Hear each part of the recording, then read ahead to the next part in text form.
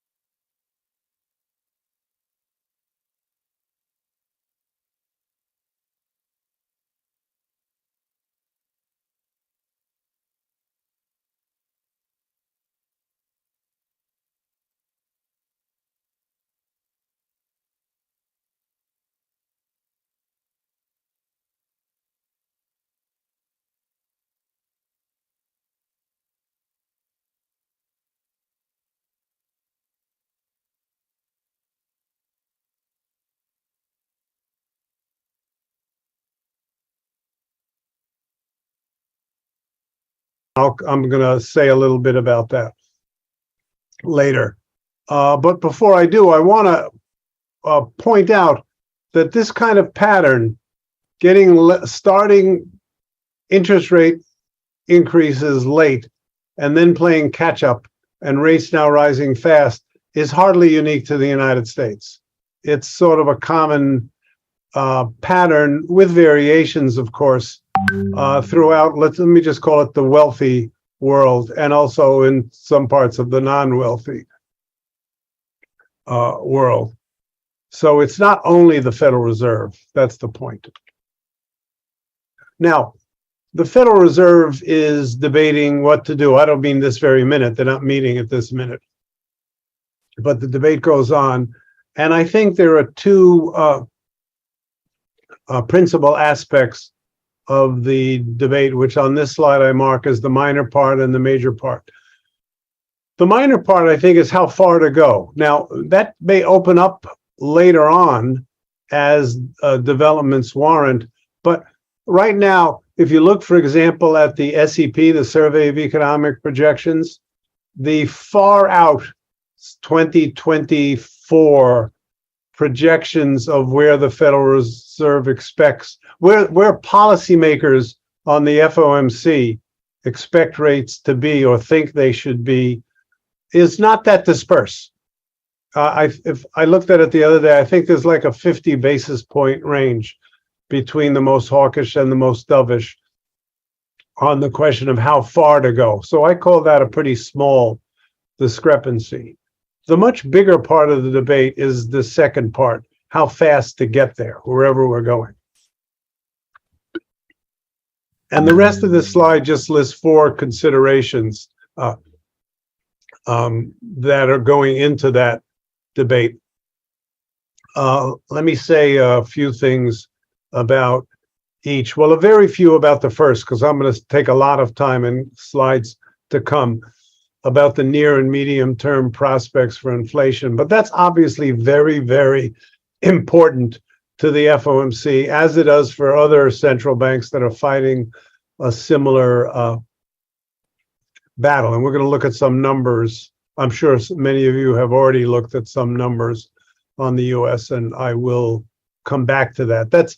It's at the top of this list because it's obviously of primary importance to the Federal Reserve. It's not raising interest rates for fun. It's raising interest rates to reduce inflation, which is way too high.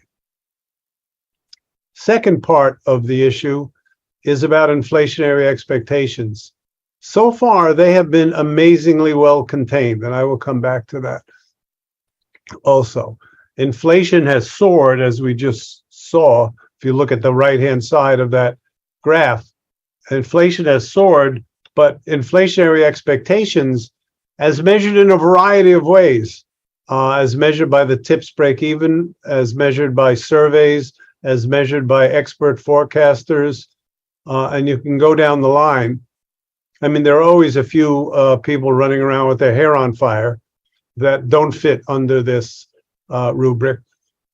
But for the most part, inflationary expectations, whether of the public or of experts or of bond traders, have remained well contained despite the inflation rate soaring from, like, if you look at CPI, from like 1.5% to almost 8.5%. That's a very big increase, and inflationary expectations have not reacted very much. That's good news for the Fed, and I'll come back to it. Thirdly, the prospects for real growth going forward. The U.S. economy had a strange sort of hiccup, which if you watch the data closely, you know about, but if you don't, we actually had 2 negative quarters to start this year for kind of flukish reasons. Nobody except a few people in newspapers pointing out that 2 consecutive negative quarters fits the newspaper definition of a recession, though it doesn't fit the NBER definition of a recession. So a few people have noticed it, but most people haven't noticed it because, and this is the 4th point on the list, the labor market continues to move upward, whether you look at jobs or whether you look at wages. And the Fed is, of course, focused on that. A lot was made of has been made, appropriately, I guess, of the diminution in the rate of job creation. But first of all, it's still job creation. The U.S. economy is not losing jobs, it's still gaining jobs. And secondly, those numbers, even the latest one, which is about 260-something thousand net payroll jobs created at the last print, that's still about 3 times the steady state rate. By steady state rate, I mean the amount you expect just from population growth. There are more people, and so you expect more growth. But that's sort of 80, 90, 100,000 at most per month, and we had 260-something thousand at most. So the Fed is watching these things with rapt attention.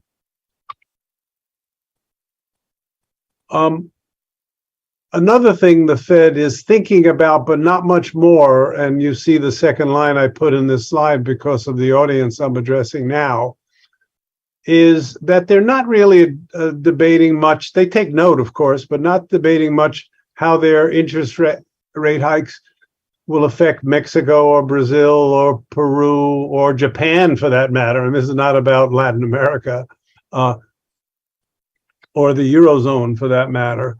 The Fed has like I was going to say all central banks. Every time I say that, I want to bite my tongue.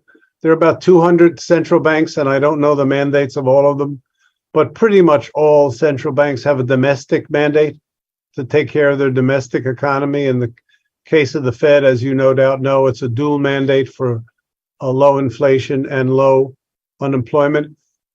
There is no mandate about the exchange rate. There is no mandate about neighboring countries or anything like that. And so, sorry to say, whatever the Fed decides in terms of those two questions, how far to go up and how fast to get there, it's not going to be because of what collateral damage there might be in, just say, Latin America. Though there will be collateral damage, and the Fed understands that. Now, I want to go over the what's driving inflation in the United States, and as you'll see when I get to the end of this slide, also other places. Starting with what I call here, and I choose the words advisedly, supply chain issues rather than conventional supply shocks. Conventional supply shocks are coming as numbers 2 and 3 as I finish this list. But I want to call your attention to some numbers you may never have looked at, or maybe you have.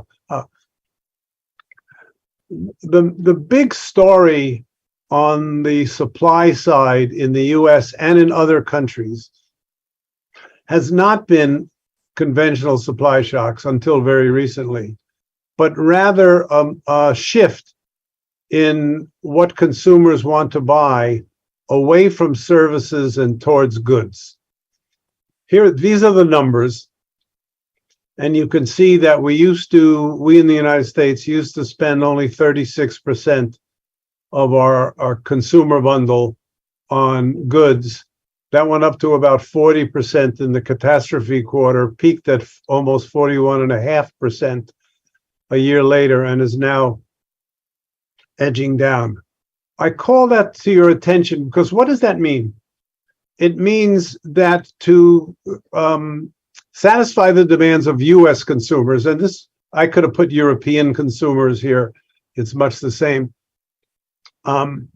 We need more shipping capacity.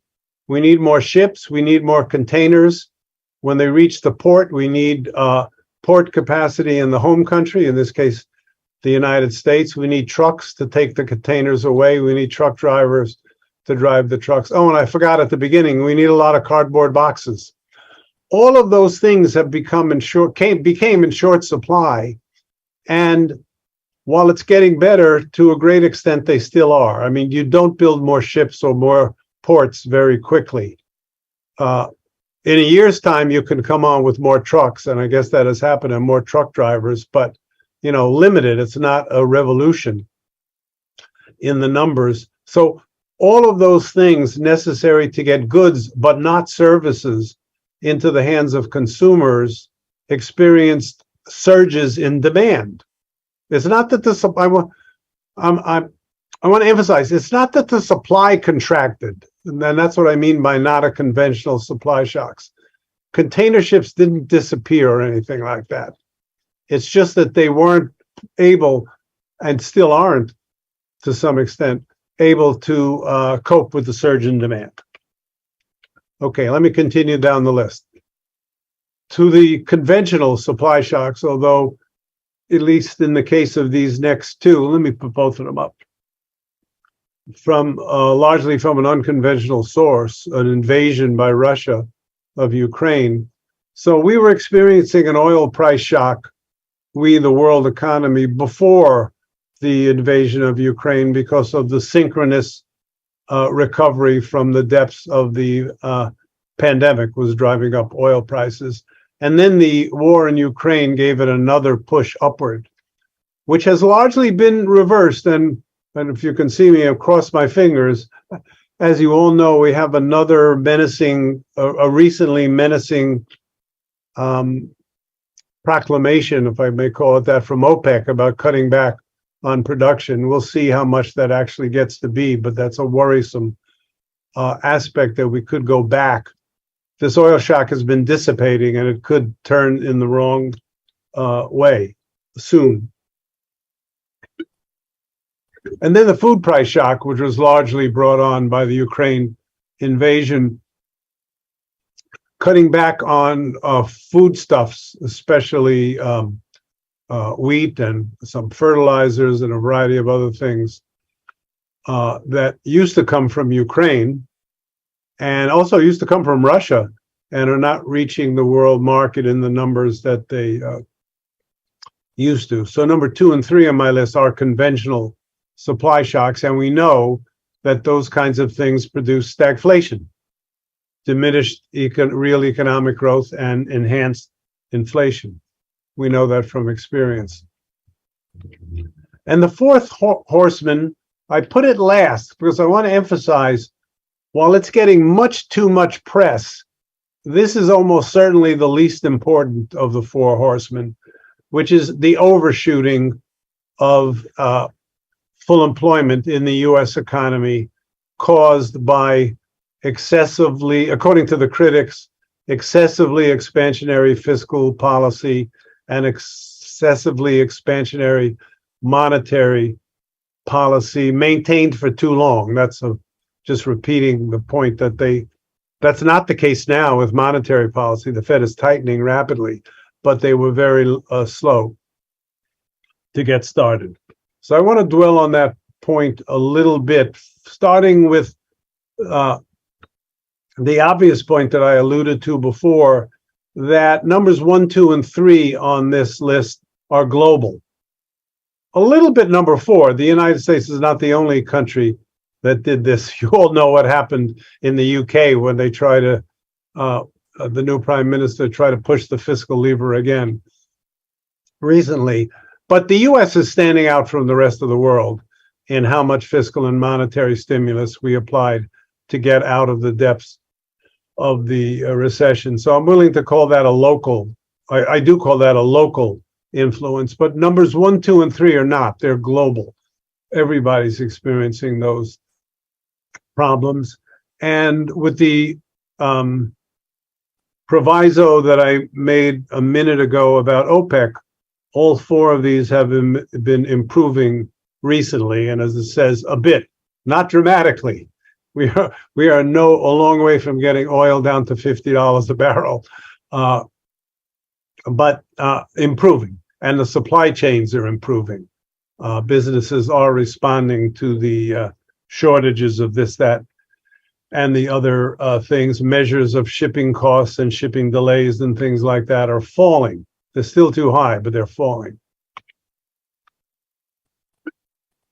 An even more important point for policy, which is what this seminar is about, is that the Fed can't do anything about the first 3 things, the first 3 horsemen of the apocalypse: the supply problems, the oil shock, the food shock. Its job is limited to the 4th thing on the list, which I've already said is the least important, and is shared with fiscal policy. I mean, if you read let me see what the next slide is. Let me hold that for a second. If you read the American press and the criticism that has been dished out both politically and in the non-political world about the Fed, you would think that overshooting, too much stimulus is like the whole thing, or at least the biggest contributor by far to 8% CPI inflation. That's just not true, but it has made some contribution. And that's what the Fed can do something about, at least the monetary part of it, not the fiscal part of it. So that goes to how much we blame the Fed. And my answer is somewhat, but not as much as we hear in the media quite a bit. The rest of the slide is about the Fed's job. I want to clarify that a false analogy, I don't want to call it a false analogy, scratch that. A poorly phrased analogy is often made to the problem that the Fed is facing now and the problem that Paul Volcker faced when he became chairman of the Fed in 1979. And I want to emphasize that while the inflation rate, CPI headline inflation rate, has been running around with an 8 handle lately, and the Fed's target is 2% inflation, that does not, that's why I put it in bold-faced italics, mean that Jay Powell's job is to knock 6 points off the inflation rate. Remark right below, that's what Paul Volcker roughly did to core inflation. If you look back at the US data in that period, headline inflation fell even more because of oil and food shocks dissipating. But core inflation, which is what the Fed can do something about, and in those days we always measured it by the CPI, fell by about 6 percentage points because of the double-barreled Volcker recessions in the early 1980s. So Volcker rightly gets credit for killing inflation, and what killing inflation meant was beating down the core by about 6 percentage points. What about now? Well, I've estimated that the Fed's job is to cut something closer to 2 percentage points off the inflation rate, and nowadays we're using core PCE. That's the Fed's target. That's a big difference. I just want to emphasize that. When your job as the lion tamer of inflation is to beat the inflation rate down by 2 percentage points instead of 6 percentage points, that's a gigantic difference. That's a qualitative difference in how hard you have to hit the economy, or how deep the recession has to be, or however else you want to put it.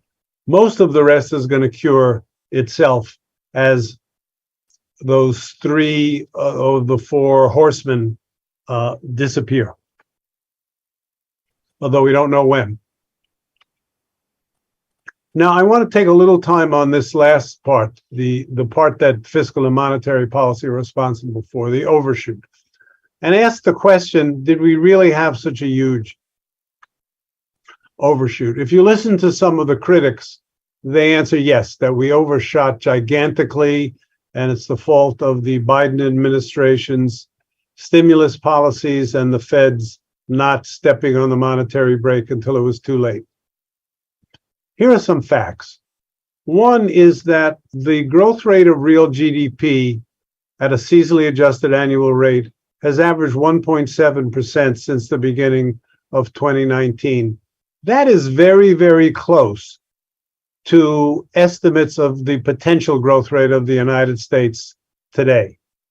That number is shrouded in a mystery because we don't know what to make of productivity. But numbers like that are being cited by people that pay attention to such things, 1.7-ish or so. If that's roughly right, that means we've been growing at trend, net. Net is the important word in that sentence, since the beginning of 2019. We, of course, had a terrible recession. The graph shows you the spike in the unemployment rate from about 3.5% to almost 15%, and then it's quite rapid decline since then. But the point there is back to about where it started. So the delta U over that entire 3.5-year period is 0. To me, certainly this is the way I teach my students. If delta U over some period is 0, you probably grew at about trend on net over that period. There may have been lots of ups and downs, and it certainly was in this 3-year period, but on net, it looks to me like we grew at about trend. So how could we have had a big overshoot? The obvious answer is we had already overshot by 2019. We had the unemployment already way too low, and inflation was at our doorstep. We just weren't seeing it yet. Well, I'm a little dubious about that also. Here's a picture of the CPI inflation rate, again, headline, over the years 2017, 18, 19. So I would have thought that if we had what I teach my students to call an inflationary gap, an overshoot, in the period prior to the pandemic, we should have seen inflation creeping up, or maybe even zooming up, but anyway, going up in this 3-year period. And if you look at that, I think you're hard pressed to find an upward trend. If you look, well, I think you're hard pressed to find anything except rough constancy, ups and downs, but inflation rate is trendless over those periods. So it doesn't look to me that in 2019 we had already overshot and inflation was about to head into the wild blue yonder. So those two things add up to me to say maybe this isn't such a big overshoot. Now, a possible rebuttal to this that has been made is that I and other people that do things like this are wrong to use the unemployment rate as the measure of labor market tightness. And we should be looking at vacancies, or maybe the ratio of vacancies to unemployment, which is shown in the Beveridge curve that you see on the screen now. That particular picture comes from a recent paper by Ball, Lay, and Mishra at the Brookings panel on economic activity last month. And it illustrates for 3 different periods of time the dots. There are dots representing the unemployment rate and the vacancy rate for each month. This is monthly data. And the light blue, the dark blue, and the red are 3 different periods in which the eyeball says the Beveridge curve looks like it's shifting up. And that's what leads Ball et al. To say you should use the ratio of vacancies to unemployment, not unemployment. And maybe that's right. But I have a suspicion, I had when I was at the Brookings panel and they gave this paper, that maybe they were making a little bit too much of this. I want to say that judiciously. We shouldn't ignore it, for sure. But maybe putting all your eggs in this basket, isn't that wise? So if you stare at the upper left of the red dots, you see that thing coming down in the last couple of months. And this doesn't include the latest data point where the vacancies fell by about 1 million. So I'm not so sure that we're actually living on that red fitted curve, the red Beveridge curve, as opposed to one of the blue Beveridge curves. It's possible, but I'm not ready to go whole hog on that explanation.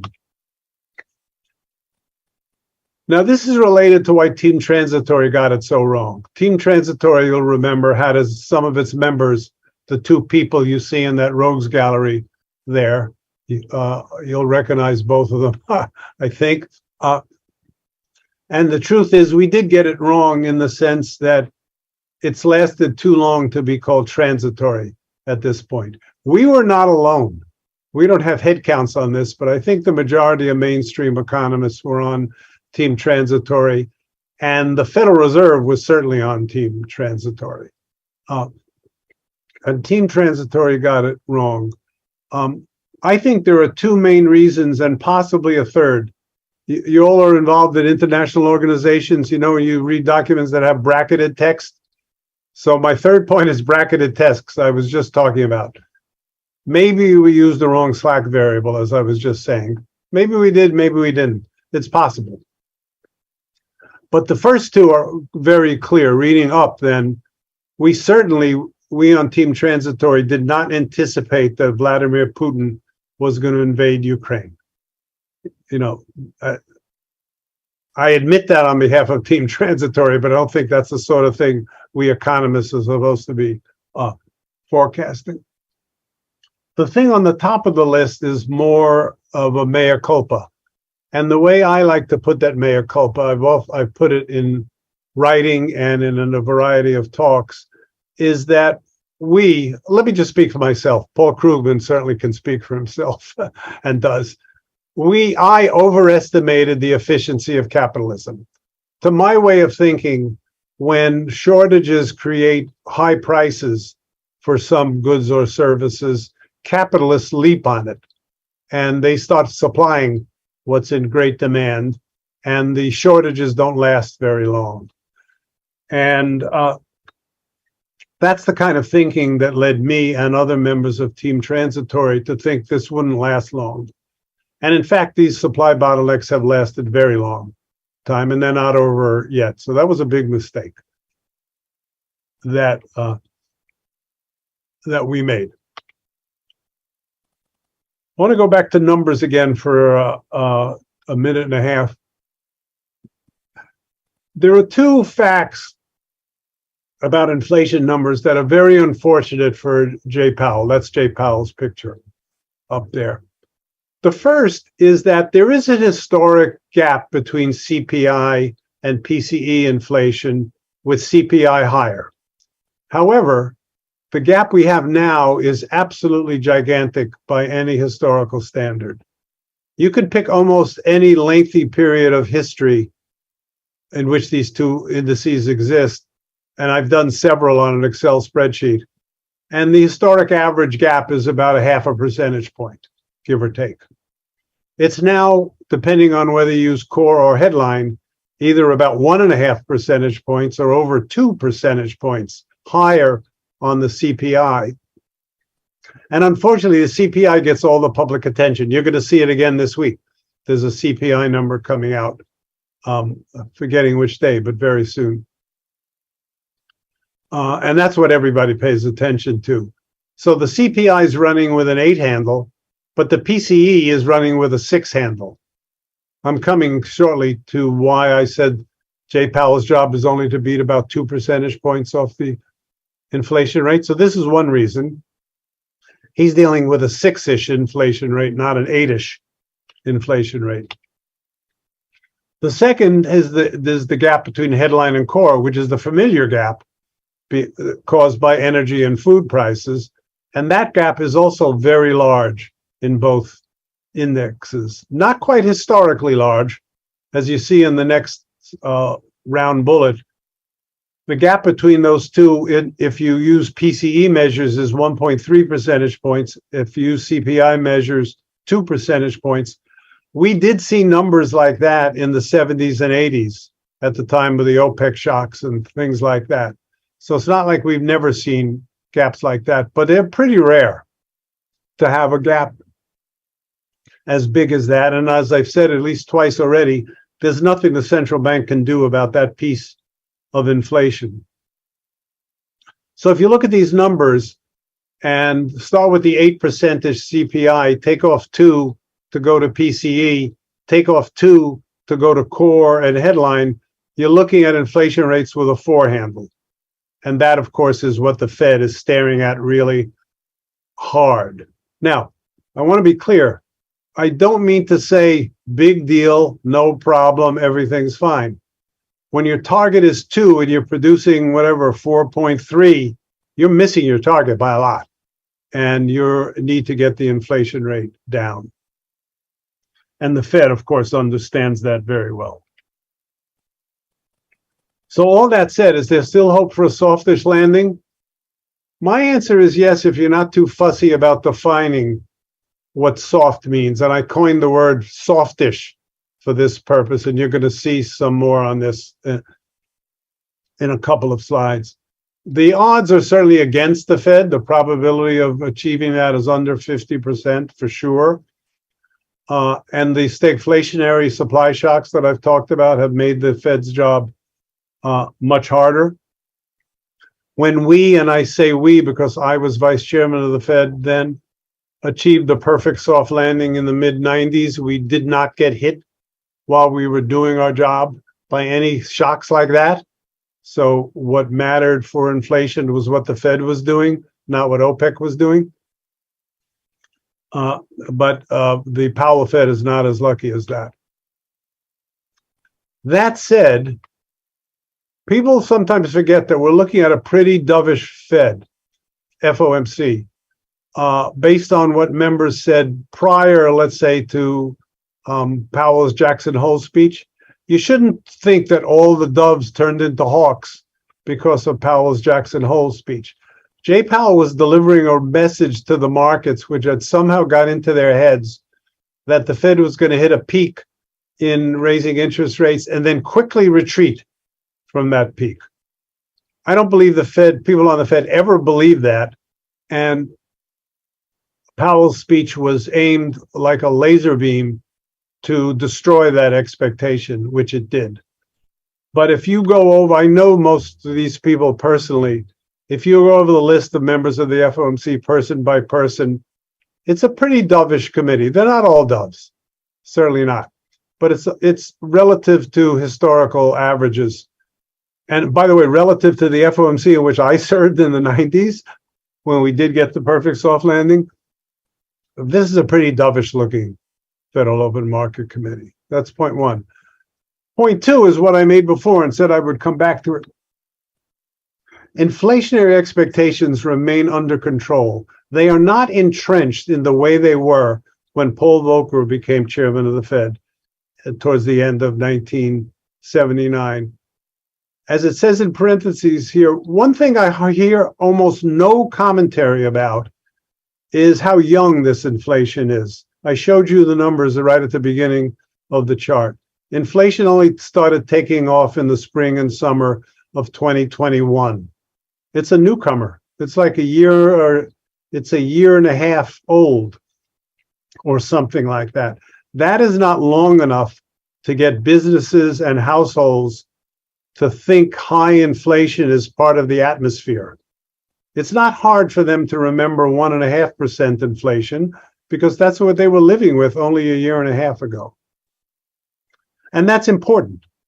You can look back at the things Paul Volcker said and did about smashing inflationary expectations and how hard that was going to be and how tough the Fed was going to have to be to do that. Jay Powell does not face a problem like that. On the other hand, he does face a problem of wages, which are a major aspect of cost, rising too fast to produce 2% PCE inflation. And the amount that it's too fast, of course, depends on what productivity is going to do. And nobody knows the answer to that in the near and medium term. That's why I wrote wages are probably rising 1 to 2 percentage points too fast to reach the inflation target. And that's not trivial to get wage inflation down by 1 to 2 percentage points. So Powell and company can't just snap their fingers and get it done. And in addition, the more persistent components of the CPI, never mind used cars and things like that, but more persistent components of CPI have now accelerated, which was not true in the early days of this inflation, and they won't reverse or quickly or easily. So here's an example of that is CPI rent. It's got a big weight in the index, about a third of the index. And, it's not like energy or used cars or something like that. It's not all that volatile. And what you can see here is that prior to the pandemic, that was running around 3.33% or something like that. And now it's running more like 6%. That has to get back to 3.33 or something in that ballpark. And as it says on the slide now, that won't be fast or easy to do. I want to spend just a few minutes on this table, which comes out of my new book by coincidence. Well, maybe not I don't know if it's got to be by coincidence because this didn't have anything to do with the timing of your meeting. The publication of this book was yesterday, so it's just out and doing pretty well on Amazon. I looked last night. But anyway, the reason I bring it up is that in the period covered by this book, 60 years, the Fed has tightened 11 times, and the dates are listed here. And the amounts in basis points are listed here, and these jump out at you. This was the big inflation period in the United States.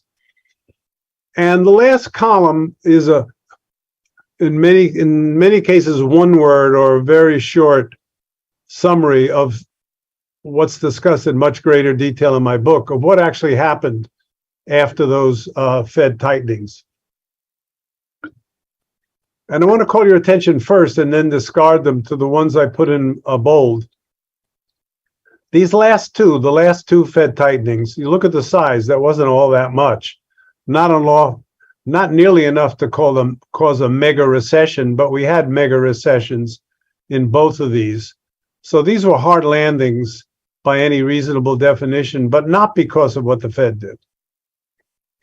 The three up here in the 70s and 80s were also hard landings, not as hard as these, but certainly hard landings, and were caused principally, though not exclusively, by the Fed tightening. But the main message I want to give you from this chart is the rest of them.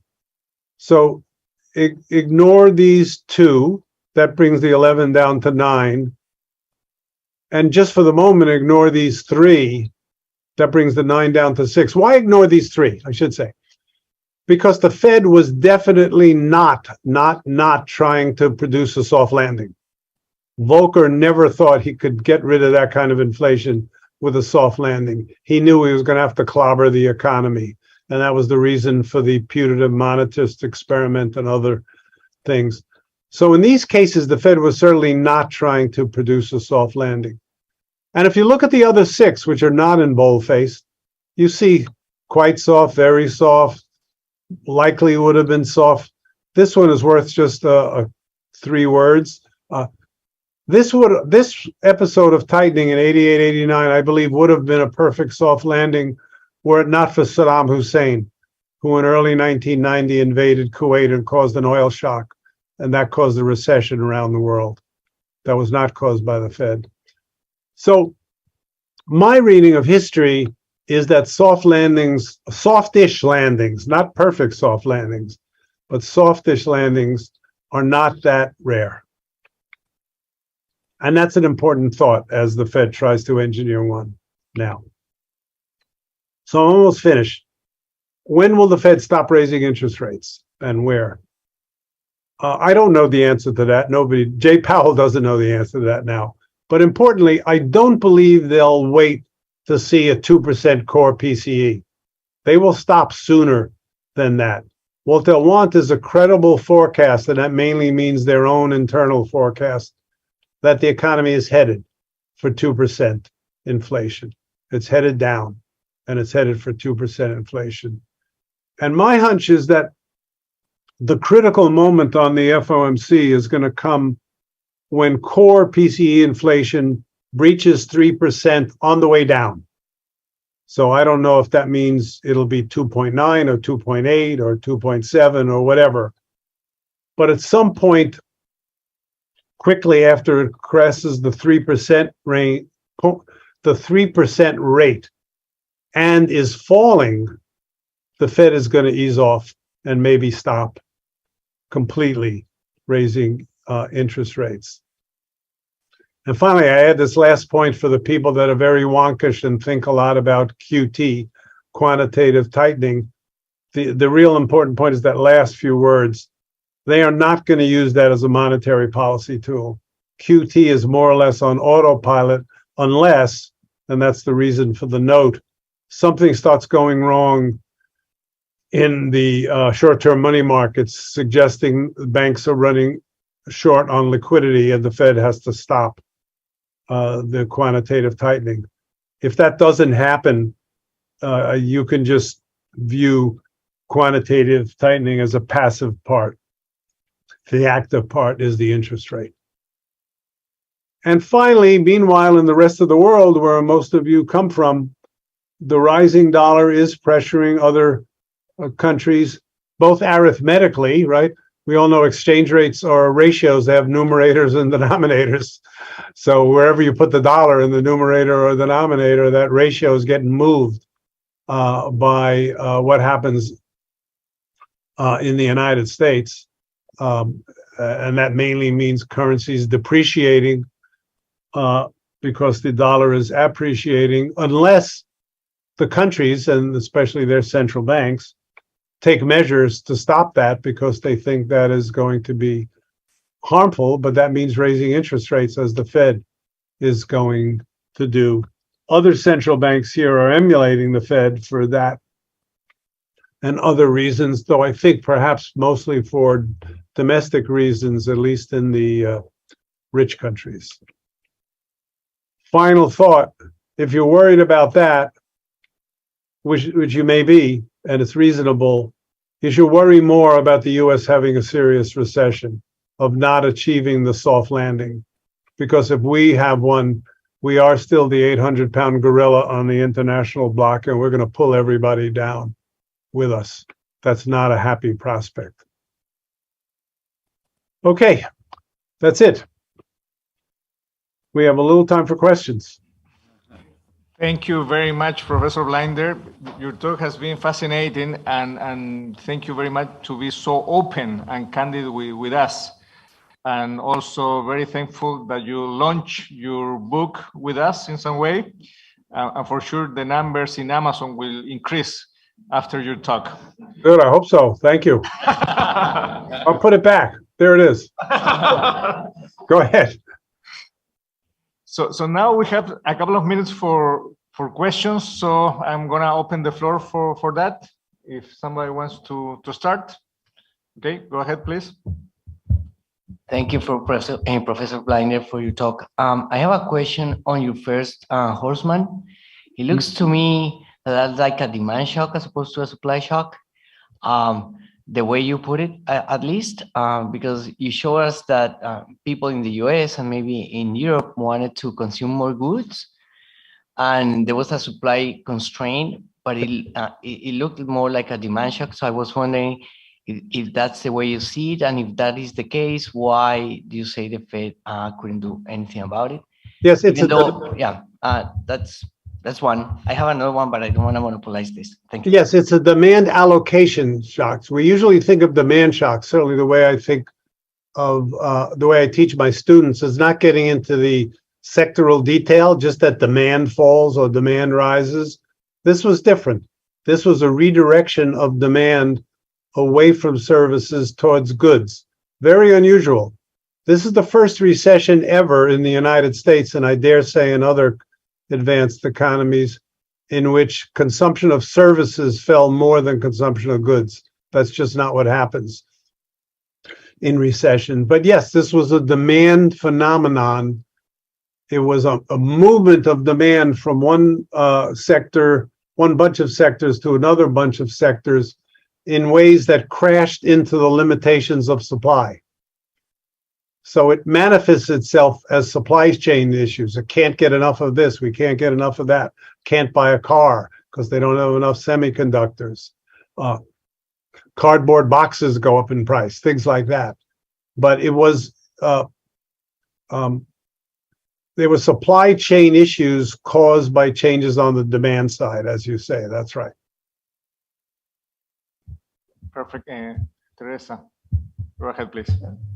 Thank you. Thank you very much, Professor Blinder.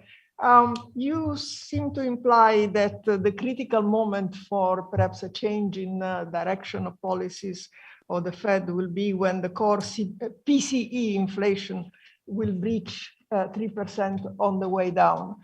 Would you venture a guess as to timing and what will that mean in terms of growth for next year? I will only by putting in boldface italics the word guess, which is what you used. I already confessed to being a member of Team Transitory, whose initial guesses were very poor about these things. So my guess is we're not going to see that happen until at least deep into 2023, and maybe not until 2024. That doesn't mean the Fed won't pause for a while to see what's going on. So I can imagine a pause at some point before that while the Fed looks to see, is inflation falling or not? And if it's not, resuming. But if it is, maybe not resuming, but not starting to cut back. What it means for the economy in 2020, the remainder of this year and into 2023, is at best softish growth what we used to call in the old days, you see, I'm an old guy, I still remember this, growth recession. That is an economy that's crawling along below trend, but isn't actually in a recession. But more than 50% probability a recession that I think and hope will not be a severe deep one, but a kind of a shallow recession of the sorts we've had in some of these other episodes. Some of those other episodes, I think, did I knock the share screen off? Yeah, maybe I did that by mistake. Just to point you. Nope.